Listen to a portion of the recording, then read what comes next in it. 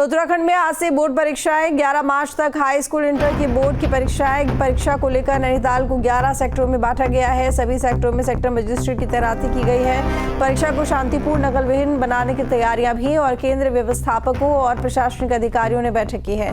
परीक्षा केंद्रों के बाहर बीएनएस की धारा 163 लागू है। तो परीक्षा को लेकर नैनीताल को 11 सेक्टरों में बांटा गया है। उत्तराखंड में आज से बोर्ड परीक्षाएं शुरू। 11 मार्च तक हाई स्कूल इंटर की बोर्ड की परीक्षाएं आपके सामने हल्द्वानी और रामनगर की। तो बता दें कि हर तरफ तैयारियां पूरी कर ली गई हैं। परीक्षा को लेकर नैनीताल को 11 सेक्टरों में बांटा गया है। वहीं हल्द्वानी और रामनगर की तस्वीरें आपको दिखा रहे हैं, जहां पर आज से जो परीक्षाएं शुरू होने जा रही हैं उसको लेकर प्रशासन की तरफ से सख्त इंतजाम किए गए हैं। सेक्टर मजिस्ट्रेट की तैनाती की गई है हर सेक्टर में और परीक्षा को शांतिपूर्ण और नकल ना हो इसको लेकर भी सख्त इंतजाम किए गए हैं। केंद्र व्यवस्थापकों और प्रशासनिक अधिकारियों ने भी बैठक ली है। परीक्षा केंद्रों के बाहर बीएनएस की धारा 163 भी लागू की गई है। महावीर सिंह नेगी हमारे साथ हरिद्वार से जुड़े हुए, धनराज गर्ग हमारे साथ देहरादून से लाइव जुड़े हुए हैं। महावीर, हरिद्वार में किस तरह के इंतजाम, क्या कुछ खास तस्वीर देखने को मिल रही है, क्योंकि आज एग्जाम शुरू हैं हाई स्कूल और इंटर के बच्चों के?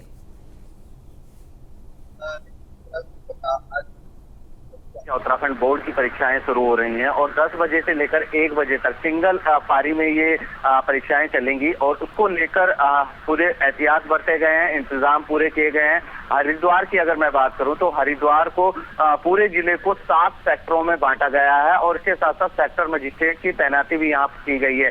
इसके अलावा जो एसडीएम्स हैं उनको साफ निर्देश हैं कि वो जो क्षेत्र के सीओज हैं उनके साथ कोऑर्डिनेशन में रहें और साथ ही साथ जो परीक्षा केंद्र हैं वहां पर सीसीटीवी कैमरे लगाने के भी निर्देश यहाँ जारी किए गए हैं, क्योंकि मुख्य उद्देश्य यही है कि परीक्षा को नकल विहीन बनाना है।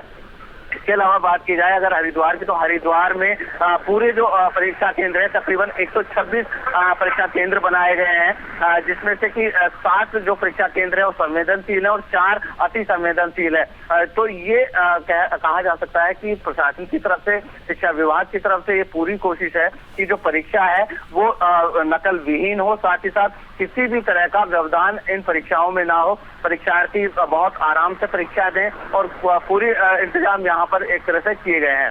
जी बिल्कुल। इसके साथ ही आपका रुख करूंगी धनराज में, देहरादून में क्या तस्वीर देखने को मिल रही है और क्योंकि 11 मार्च तक बताया जा रहा है एग्जाम से, तो कितने दिन में परीक्षाएं खत्म हो जाएंगी? बिल्कुल, इसको देखिए आज से जिस तरीके से उत्तराखंड बोर्ड की जो परीक्षाएं हैं वो शुरू हो रही हैं। यदि मैं राजधानी देहरादून की बात करूं तो सुरक्षा की दृष्टि से कहीं ना कहीं पूरे इंतजाम यहाँ पर किए गए हैं, क्योंकि जो परीक्षा केंद्र हैं वहाँ पर जो केंद्र स्थापक हैं उनके द्वारा भी एक बैठक ली गई है और बैठक में सभी को निर्देश दिए गए हैं कि परीक्षा को नकल विहीन बनाना है और शांतिपूर्ण तरीके से संपन्न कराना है, क्योंकि ये परीक्षा 11 मार्च तक चलेंगी और इंटर और हाई स्कूल दोनों ही क्लास के जो पेपर हैं वो पहली पारी में कराए जाएंगे, यानी कि 10 बजे से लेकर 1 बजे तक ये पेपर चलेंगे। और इससे पहले जो देखिएगा कि सभी के स्कूलों के बाहर धारा 163 भी लगा दी गई है ताकि किसी भी तरह की अशांति ना फैले और इसके साथ ही सीसीटीवी कैमरों से भी निगरानी रखी जा रही है ताकि कोई भी किसी भी तरह की नकल ना हो सके और नकल विहीन बनाने के लिए कहीं ना कहीं प्रशासन की पूरी तैयारियां यहाँ पर की गई हैं। उसके साथ ही पुलिस प्रशासन को भी अलर्ट मोड पर रखा गया है कि जब तक ये परीक्षा चलेंगी तो कहीं ना कहीं जो केंद्र है वहां पर भी पुलिस प्रशासन का पहरा रहेगा। तो इस तरीके से कहा जा सकता है कुल मिलाकर की जो सेक्टर मजिस्ट्रेट भी तैनात किए गए हैं और इसके साथ ही जो सुरक्षा की दृष्टि है उसके तहत भी कहीं ना कहीं सभी प्रशासन को अलर्ट मोड पर रखा गया है। और देखिएगा कि जो परीक्षाएं होनी है उस परीक्षाएं में कम से कम आपको बता दूं कि 1 लाख से भी अधिक जो परीक्षार्थी हैं, छात्र छात्राएं हैं वो इसमें प्रतिभाग करेंगे और इसके लिए तमाम जो व्यवस्थाएं होनी चाहिए, चाहे केंद्रों पर पीने के पानी की व्यवस्थाएं हो या टॉयलेट की व्यवस्थाएं हो या इस तरह की जो व्यवस्था है वो सभी की व्यवस्थाएं दुरुस्त कर दी गई है। बिल्कुल महावीर, हरिद्वार में लगभग कितने केंद्र होंगे परीक्षाओं को लेकर और इसके साथ ही बच्चों को, छात्रों को किसी तरह से परीक्षा केंद्रों तक पहुंचने में कोई परेशानी ना हो, तो इसके लिए भी क्या कुछ कदम उठाए गए हैं सरकार की तरफ से? देखिए, हरिद्वार की अगर बात की जाए तो हरिद्वार में 126 परीक्षा केंद्र बनाए गए हैं। ब्लॉक वाइज यहाँ पर केंद्रों की स्थापना की गई है और साथ ही साथ ये सुनिश्चित किया गया है कि केंद्रों पर, परीक्षा केंद्रों पर सीसीटीवी कैमरेज हो ताकि किसी भी तरह का व्यवधान ना हो और ना ही नकल की कोई संभावना यहाँ पर व्याप्त हो। साथ ही साथ जो सेक्टर मजिस्ट्रेट है उनकी तैनाती तो रहेगी, साथ ही उनको ये कहा गया है कि सीओ के साथ कंटिन्यू कोऑर्डिनेशन में रहे ताकि किसी भी अप्रिय स्थिति में सके, वहां पर स्थिति को संभाला जा सके।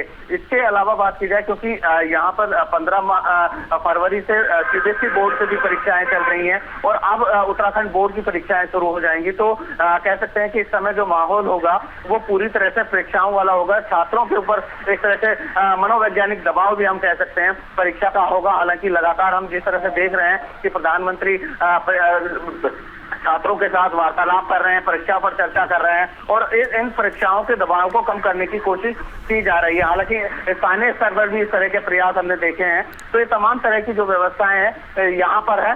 साथ ही साथ अगर बात की जाए जो छात्र हैं वो परीक्षा केंद्रों तक कैसे पहुंचे, क्योंकि ये साफ निर्देश है परीक्षा केंद्र की तरफ से कि जो छात्र होंगे वो आधा घंटे पहले परीक्षा केंद्र पर पहुंचे, ताकि जो उनकी चेकिंग के साथ साथ उनको आसानी से अंदर एंट्री मिल सके और वो अपनी सीट का जो अरेंजमेंट है उसको देख सकें। तो यहाँ पर पूरी व्यवस्थाएं की गई हैं। आज से परीक्षाएं शुरू हो रही हैं और कोशिश यही है कि नकल विहीन और किसी भी व्यवधान के विहीन यहाँ पर परीक्षा का आयोजन हो सके। जी ठीक है धनराज, देहरादून की बात करें तो वहाँ लगभग कितने केंद्र बनाए गए हैं और इसके साथ ये भी जानना चाहूँगी कि क्या क्या नियम है एग्ज़ाम हॉल में बैठने के लिए बच्चों के लिए, क्योंकि जाहिर तौर पर यहाँ पर देखा जाता है कि शांतिपूर्व परीक्षाएं हो और किसी तरह की नकल ना हो, इस और प्रशासन का खास ध्यान रहता है।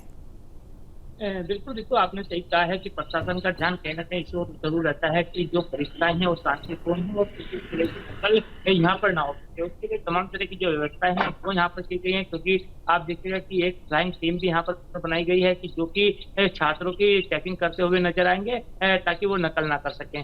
और इसके साथ ही आप देखिएगा कि जो कहा जाए छात्रों के बैठने की व्यवस्थाओं की यदि मैं बात करूँ तो तमाम छात्रों को ये निर्देश दिए गए हैं कि वो आधे घंटा पहले अपने सेंटर पर पहुंचे और सेंटर पर जो उनको प्रवेश पत्र मिला है उस प्रवेश पत्र के माध्यम से ही वो कहीं ना कहीं अंदर एंट्री कर पाएंगे। और उससे पहले जो लिस्ट है पूरी वो लिस्ट भी गेट पर लगा दी गई है सभी सेंटरों पर कि कौन छात्र के सीट पर बैठेगा, उस सीट का नंबर भी उस पर दिया गया है ताकि छात्र उसमें आसानी से अपनी सीट को ढूंढ सके और आसानी से पेपर अपना दे सके और नकल ना हो। इसके लिए तमाम तरह की जो व्यवस्थाएं हैं वो जरूर यहाँ पर की गई हैं और शांतिपूर्ण तरीके से ये परीक्षाएं नियमित, क्योंकि हम देखते हैं लगातार कि जब भी इस तरीके की परीक्षाएं होती हैं तो जो केंद्र होते हैं उनके बाहर कहीं ना कहीं झगड़े की संभावना भी रहती है। उसके चलते कहीं ना कहीं धारा 163 भी लगाई गई है ताकि 5 से 7 आदमी एक साथ इकट्ठा ना हो सके और कोई झगड़े की संभावना ना बन सके। इसको लेकर कहीं ना कहीं प्रशासन अलर्ट मोड पर है। और यदि मैं केंद्रों की बात करूं तो लगभग पूरे राजधानी देहरादून के अंदर